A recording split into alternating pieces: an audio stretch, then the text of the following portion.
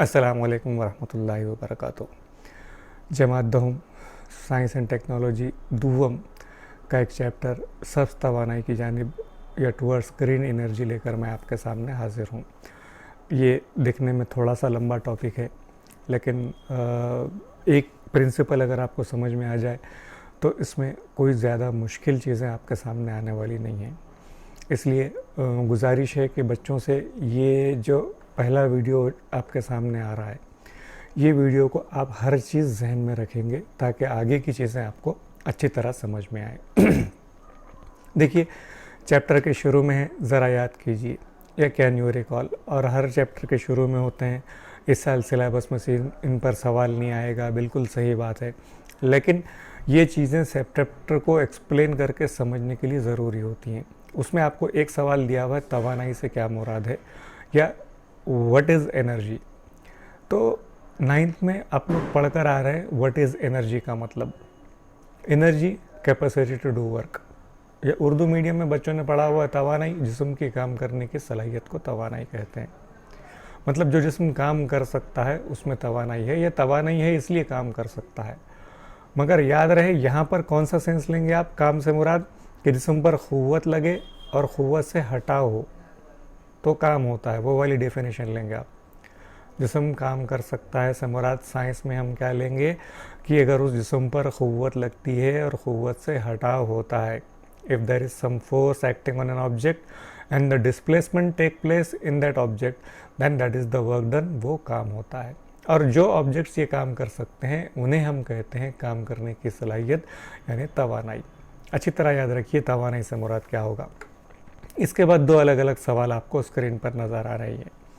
इसमें पहला लिखा हुआ तवानाई की मुख्तलिफ़ क़िस्में कौन सी है, और उसके बाद दूसरा तवानाई की मुख्तलिफ़ अशकाल कौन सी है। क़िस्में, अशकाल, इन चीज़ों पर हम शुरू में बात करके आ रहे हैं, लेकिन यहाँ पर एक चीज़ मैं आपको इस ताल्लुक़ से ज़रूर याद दिलाना चाहूँगा कि हम 9th में हमने पढ़ा हुआ है काम और तवानाई में बक़ाए तवानाई का क़ानून या law of conservation of energy. Law of conservation of energy या बक़ाए तवानाई के क़ानून में आप जो चीज़ें पढ़ के आ रहे हैं वो क्या है, तवानाई ना तो पैदा की जा सकती है और ना फ़ना की जा सकती है, बल्कि तवानाई को एक शक्ल से दूसरी शक्ल में तब्दील किया जा सकता है, और कायनात की कुल तवानाई हमेशा मुस्तकिल रहती है।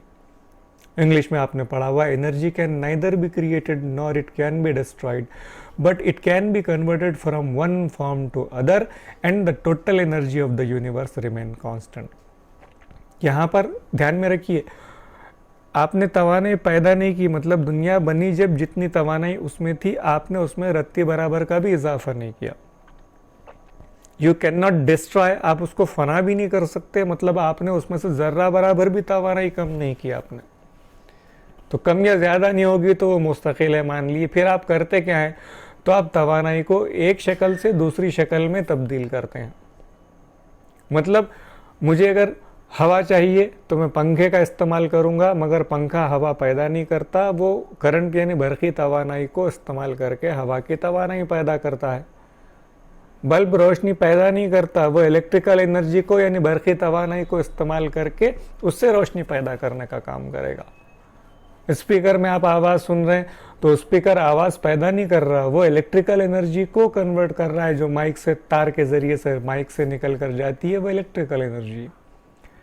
आप तवानाई को पैदा नहीं कर सकते, बल्कि एक शक्ल से दूसरी शक्ल में तब्दील करते हैं। अब आप सोच रहे होंगे कि यहाँ पर ये काम और तवानाई की 9th की बातें मैं क्यों कर रहा हूँ। तो आपको चैप्टर में conversation of transformation of energy के फ्लो चार्ट बना कर देने हैं आपको, कि आपने कौन सी तवानाई पहले इस्तेमाल की, फिर उसकी कौन सी किस्म में तब्दीली हुई, फिर क्या तब्दीली हुई, आखिर में बरक़ी तवानाई कैसे मिली। ये आपको क्लियर कट समझ में आएगा अगर ये बातें आपके जहन में हैं। तो चलते हैं चैप्टर की तरफ। चैप्टर में पहली चीज़ है बरक़ी तवानाई की पैदावार, जनरेशन ऑफ इलेक्ट्रिकल एनर्जी। आपको इस चैप्टर में अलग अलग किस्म के एनर्जीज पैदा करने के, तवानाई पैदा करने के तरीक़े बताए हुए हैं, और बाद में टूवर्ड्स ग्रीन एनर्जी, सब तवानाई किसे कहते हैं उस तरफ आपको ले जाया जाएगा, फिर उनकी किस्में बताई जाएगी। तो पहले हम देख लेते हैं जो ट्रेडिशनल वेज, रिवायती तरीक़े हैं बिजली पैदा करने के, वो क्या कहते हैं। अब यहाँ पर बरक़ी तवानाई के पैदावार की जो हीटिंग लगी हुई है, उस हीटिंग में आपको ये समझ में आना चाहिए कि बिजली आप दो तरह से पैदा कर सकते हैं। एक तो mechanical energy to electrical energy, मतलब जहाँ पर आप टरबाइन, जनरेटर घुमाते हैं, कॉइल घुमाते हैं, जो तरीका हम अभी पढ़ने वाले हैं। तो that is the conversion of electrical energy into mechanical energy into electrical energy. आपने मैकानी तवानाई को बरक़ी तवानाई में तब्दील किया। This is the one way of generation of electricity.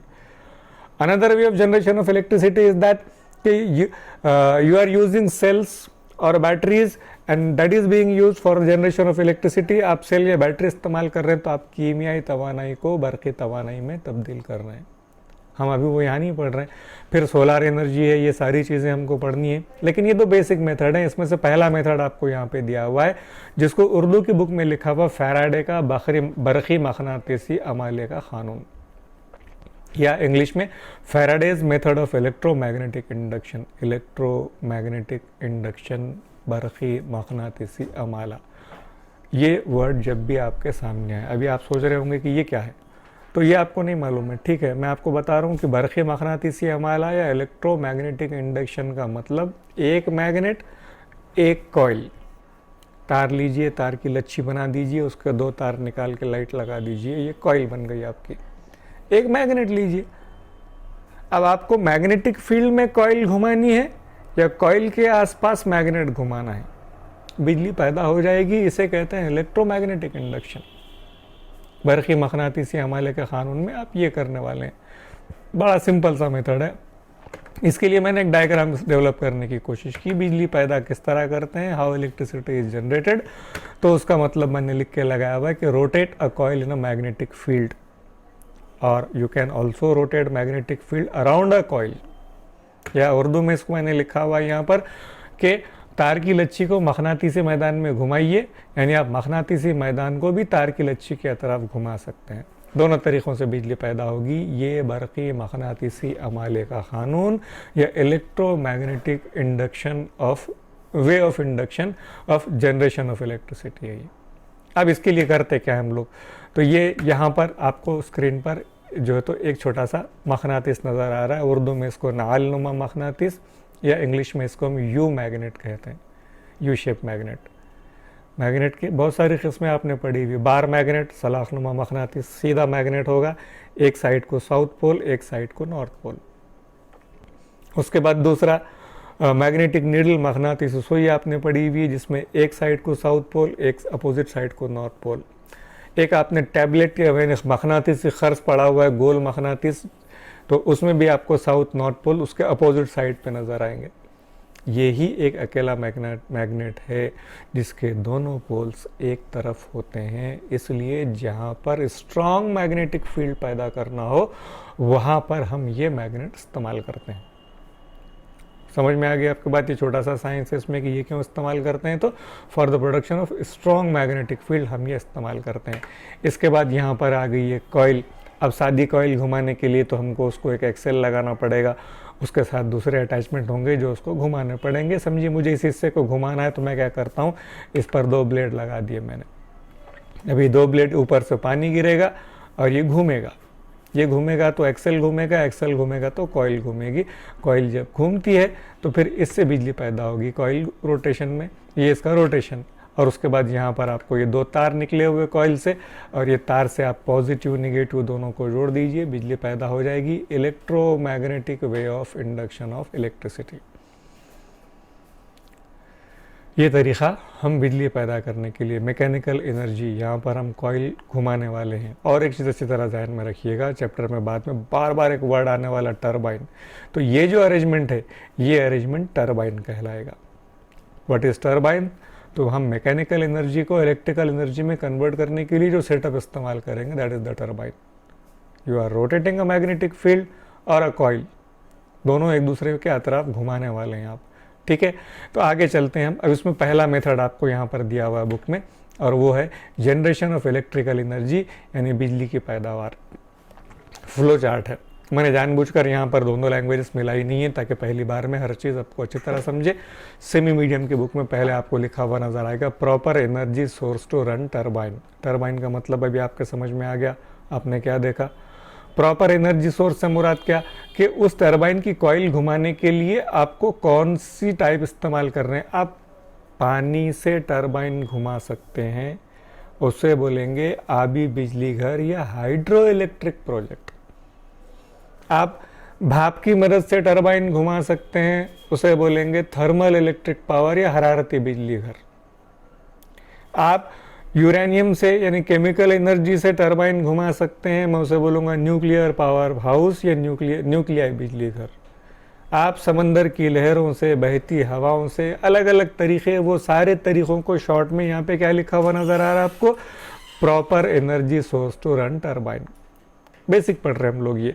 ये सोर्स मिल गया हमको तो हम उससे टरबाइन को जोड़ देते हैं, इसलिए टरबाइन लिखा हुआ आ गया फ्लो चार्ट में। अगला, उसके बाद बुक में आपको यहाँ इस तरह की फिगर दी हुई, नोज़ल पानी की धार पैदा करने का तरीका, ये तेज़ी से गिरती हुई पानी की धार, और ये यहाँ से ये व्हील घूमेगा यानी टरबाइन घूमेगा, एक्सेल घूमेगा, कॉइल घूमेगी, टरबाइन से बिजली पैदा होगी। ये टरबाइन कनेक्टेड होते हैं जनरेटर को, ये जनरेटर से कनेक्टेड, जनरेटर से क्या होगा तो बिजली पैदा हो जाएगी। ये फ्लो चार्ट अच्छी तरह जहन में रखिए। दूसरा पॉइंट जो आपको यहाँ पर जहन में रखना है, ये यहाँ से यहाँ तक का जो सिस्टम आपको नज़र आ रहा है, टरबाइन, जनरेटर, इलेक्ट्रिकल एनर्जी, हर फ्लो चार्ट में, चैप्टर में जितने भी, उनमें तकरीबन में कॉमन। बदलेगा क्या, तो ये जो आपको दिख रहा है प्रॉपर एनर्जी सोर्स, ये थोड़ा सा बदलेगा। उर्दू मीडियम की बुक में कैसा लिखा हुआ है देख लीजिए इसको, कि बिजली की पैदावार किस तरह करते हैं। उसमें टरबाइन को चलाने के लिए तवानाई का मुनासिब ज़रिया, पानी, हरारत, जो कुछ भी आप इस्तेमाल कर रहे हैं वो टरबाइन को जोड़ा होगा। ये नीचे से टरबाइन का व्हील आएगा, व्हील आने के बाद फिर ये जो है तो जनरेटर से जुड़ेगा। जनरेटर का मतलब होगा कि आप इससे बिजली पैदा कर रहे हैं, यानी बरक़े तवानाई की पैदावार। राइट, अब चलते हैं आगे। पहला, generation of electrical energy using thermal energy. आप पहला तरीका पढ़ रहे हैं, बहुत सारे तरीके पढ़ने हैं, जिसमें से पहला थर्मल एनर्जी मतलब हरारती तवानाई। आप किसी चीज़ को गर्म करके भाप का इस्तेमाल, भाप पैदा करेंगे और उससे बिजली पैदा करेंगे, टरबाइन उसकी मदद से घूमेगा, इसलिए हम इसको बोल रहे हैं thermal energy. Means we are transforming here the thermal energy into electrical energy. Right, चलिए उसमें देखते हैं। आपको पहला लिखा हुआ फ्यूल कोल, यानी कोयला हम बतौर फ्यूल के इस्तेमाल करेंगे। वो कोयला जलेगा। कोयला क्यों जलता है, तो कोयले में कार्बन होता है, कार्बन जलने वाली चीज़ है, इसको हम कंबस्टिंग मटेरियल कहते हैं इसको। तो कार्बन जलेगा, मतलब यहाँ पर हम कोयले की केमिकल एनर्जी इस्तेमाल करने वाले हैं। आपको एनर्जी का चार्ट की बात हुई थी, वो चार्ट भी आपके सामने आएगा, पहले ये मेथड देख लें। इसके बाद ये कोल से बॉयलर तक जाएगी हरारत।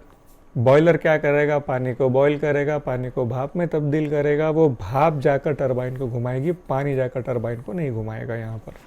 तो पानी से भाप बनेगी, भाप से बनने के बाद फिर ये भाप का टरबाइन, इस तरह का टरबाइन जो भाप से चलने वाला, उसको हम स्टीम टरबाइन या भाप का टरबाइन कहते हैं उसको, फिर भाप का टरबाइन। अब यहाँ पर और एक चीज़ है इस केस में, कि जो पानी है वो भाप बनेगा, भाप बन के भाप से जो है तो टरबाइन चलेगा, मगर जो बचा हुआ पानी वो ठंडा होकर वापस आएगा, फिर से गर्म होगा। इस तरह हम इसको रिसाइकल करने वाले हैं, पानी को हम दोबारा इस्तेमाल करने वाले हैं। ये इसका दोबारा इस्तेमाल का एरो, कि पानी से भाप, भाप से टरबाइन चलेगा, फिर पानी बदलेगा, फिर उसके बाद जो है तो अगली स्टेप जो आपके सामने आती है वो है फिर जनरेटर, जनरेटर के बाद इलेक्ट्रिकल एनर्जी यानी बरक़ी तवानाई एज इट इज़। समझ गए आपको बात। अभी आपने पहली चीज़ देखे फ्लो चार्ट, इसके बाद दूसरा देखेंगे इसका स्कीमेटिक। स्कीमेटिक मतलब इसमें इसकी शक्ल क्या होगी, और उसके बाद तीसरा देखेंगे आप फ्लो चार्ट में आप इसके एनर्जी ट्रांसफॉर्मेशन कैसा है वो, फिर इसके बाद इसके एडवांटेज डिसएडवांटेज पर बात करके हम ये एक मेथड ख़त्म करेंगे। इसी पैटर्न पर हम पूरा चैप्टर कंप्लीट करने वाले हैं। स्कीमेटिक में ये गौर से देखिए, यहाँ पर आपको ये लिखा हुआ दिख रहा है टरबाइन, उर्दू में इंग्लिश में दोनों में सेम फिगर है।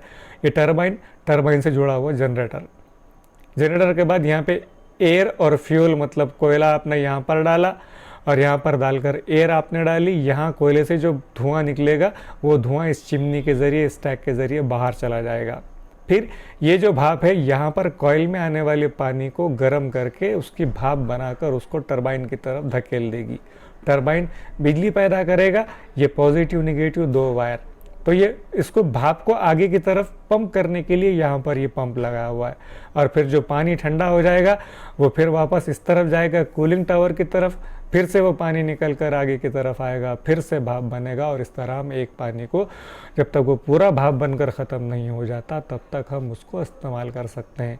ये सेटअप कॉमन है। बाकी की ये चिमनी, ये कूलिंग वाटर का टावर, ये कंडेंसर पंप, बॉयलर, ये इस तरह की चीज़ें जो है, तो ये हम चूँकि कोयले से भाप बनाकर बिजली पैदा कर रहे हैं इसलिए ये चीज़ें यहाँ पर ऐड हो जाती हैं। इसे बोलेंगे schematics of thermal power plant. उसके बाद तवानाई की तब्दीली कैसी, जैसी शुरू में बात हुई थी, कोयला अगर आप इस्तेमाल करते हैं तो कोयले में कार्बन है, जैसा मैंने पहले कहा, कार्बन जलने वाली चीज़ है। कोयला उतना अच्छा ईंधन कब माना जाएगा, जब उसमें बहुत ज़्यादा कोयला हो, बहुत ज़्यादा कार्बन हो। पत्थर का कोयला या रेलवे में जो चलने वाला कोयला होता है, वो कोयला बहुत देर तक हरारत पैदा करता है, बहुत ज़्यादा जलता है। तो हम कोयला इस्तेमाल कर रहे हैं, मतलब हम कीमियाई तवानाई इस्तेमाल कर रहे हैं। फिर ये कीमियाई तवानाई को हम बदलते हैं जलाकर उसके हरारती तवानाई में, इसलिए जो दूसरा फेज़ आपको लिखा हुआ नज़र आ रहा फ्लो चार्ट में, वो है हरारती तवानाई का। फिर हरारती तवानाई हम इससे भाप बनाते हैं, भाप निकल कर आगे जाएगी, हरकत करेगी, मतलब वो उसकी तवानाई बिल हरकत। फिर उसके बाद ये हम टरबाइन तक पहुंचाते हैं, तो टरबाइन जब घूमेगा तो टरबाइन की तवानाई बिल हरकत, और टरबाइन की तवानाई बिल हरकत से आखिर में पैदा होती है बरक़ी तवानाई। इस तरह यहाँ पर देखिए, कीमियाई तवानाई से हरारती तवानाई, हरारती तवानाई से तवानाई बिल हरकत, फिर टरबाइन की तवानाई बिल हरकत, और फिर उसके बाद जो तो बरक़ी तवानाई। इस तरह हम एक शक्ल से दूसरी शक्ल में यहाँ पर बिजली पैदा करने का काम करते हैं। अब लगे हाथों 2-3 चीज़ें यहाँ पर हमको डिस्कस करनी चाहिए कि अगर ये तरीक़ा हम बहुत ज़्यादा दिनों तक इस्तेमाल नहीं कर सकेंगे, क्यों? हमारे पास जितने सोर्सेस हैं जिनसे हम बिजली पैदा करते हैं, यहाँ पर 2 चीज़ें लगती हैं, नंबर 1 कोयला, नंबर 2 पानी। पानी हमारे पास महदूद है, मौसम पर मुनहसर है, बारिश अच्छी होती है तो पानी मिलेगा, वरना पानी नहीं मिलेगा। और पानी को इस तरह बिजली पैदा करने के लिए ज़ाया नहीं किया जा सकता। 2 बुनियादी काम पानी के होने चाहिए, नंबर 1 कि पानी पीने के लिए इस्तेमाल हो, नंबर 2 फसलों के लिए, इसके बाद बचता है तो सनतों के लिए, इंडस्ट्रीज़ के लिए इस्तेमाल होगा। तो पानी लिमिटेड है हमारे पास, लामहदूद पानी नहीं है। नंबर 2 कोयला, नॉन रिन्यूएबल सोर्स बोलते हैं इसको हम, गैर तजदीद पदीर ज़रिया। मतलब कोयला ज़मीन के अंदर बनने के लिए तो हज़ारों साल लगेंगे, फॉसिल से बनेगा वो, रकाज़ात से, रकाज़ी ईंधन कहते हैं हम कोयले को। तो फॉसिल बनने के लिए, रकाज़ात बनने के लिए हज़ारों साल लगते हैं, लेकिन जब हम उसको खोद कर निकाल कर इस्तेमाल करते हैं तो चंद मिनटों में, चंद घंटों में, चंद महीनों में इस्तेमाल कर लेंगे। और एक दिन दुनिया का ये कोयले का ज़ख़ीरा ख़त्म होने वाला है, इसलिए हम इसको गैर तजदीद पज़ीर, दोबारा नहीं मिल सकता। एक बार जहाँ से ज़मीन से कोयला ख़त्म हो गया वहाँ और कोयला नहीं बन सकता। नॉन रिन्यूएबल सोर्स बोलते हैं इसको हम। तो इस तरह का अगर हम ये इस्तेमाल करते हैं तो नंबर 1 हम जो नेचुरल रिसोर्सेज, कुदरती वसाइल हैं, इनका बेतहाशा इस्तेमाल कर रहे हैं। नंबर 2, इससे जो भाप, कोयला, एशेस यानी राख निकलेगी, इससे जो हरारत निकलेगी, ये माहौल के दर्जे हरारत पर असर डालती है, माहौल के पोल्यूशन पर, इसे हम जो तो आलूदगी कहते हैं, उसको आलूदगी को बढ़ाती है, पोल्यूशन लेवल बढ़ाती है। इसके पार्टिकल्स हवा में घूमते हैं, हमको सांस लेने में घुटन महसूस होती है। अगर आप कभी परली इसके आसपास जहाँ टावर्स हैं उनके आसपास जाकर, ख़ास तौर से जब ह्यूमिडिटी यानी रतूबत ज़्यादा होती है, अगर आप जब जाकर देखें तो आपको पता चलेगा कि ये पार्टिकल्स हवा में जमे से महसूस होते हैं, सांस लेने में हमको तकलीफ़ महसूस होती है। तो इसके साइड इफ़ेक्ट्स भी, इसके जो तो लिमिटेशंस जिसे हम कहते हैं, वो इसकी खामियां भी हमारे समझ में आनी चाहिए, इसके फ़ायदे भी हमारे समझ में आने चाहिए। ओवरऑल नज़र डालने पर यह तरीक़ा माहौल के लिए, इंसानियत के लिए ख़तरनाक है। अगर हम आज सारा कोयला और पानी इस्तेमाल कर लें तो आइंदा आने वाली नस्ल के लिए कुछ छोड़ कर नहीं जाएंगे। इसलिए इसके बजाय हमको कोई ऐसा तरीक़ा ढूंढना पड़ेगा जो जदीद तरीक़ा कहलाएगा, जहाँ पर हम माहौल पर असरअंदाज नहीं होते हैं। तो ये पहला हिस्सा था। अगले हिस्से में मैं बाकी के 2 और छोटे छोटे वीडियोस, 15-20 मिनट के वीडियोस बनाकर मैं इस चैप्टर को ख़त्म करूँगा। आप ये सारी चीज़ें जहन में रखें, अगली बार हम इन पुरानी बेसिक चीज़ों को डिस्कस नहीं करेंगे। अपना ख्याल रखें। खुदा हाफ़िज़।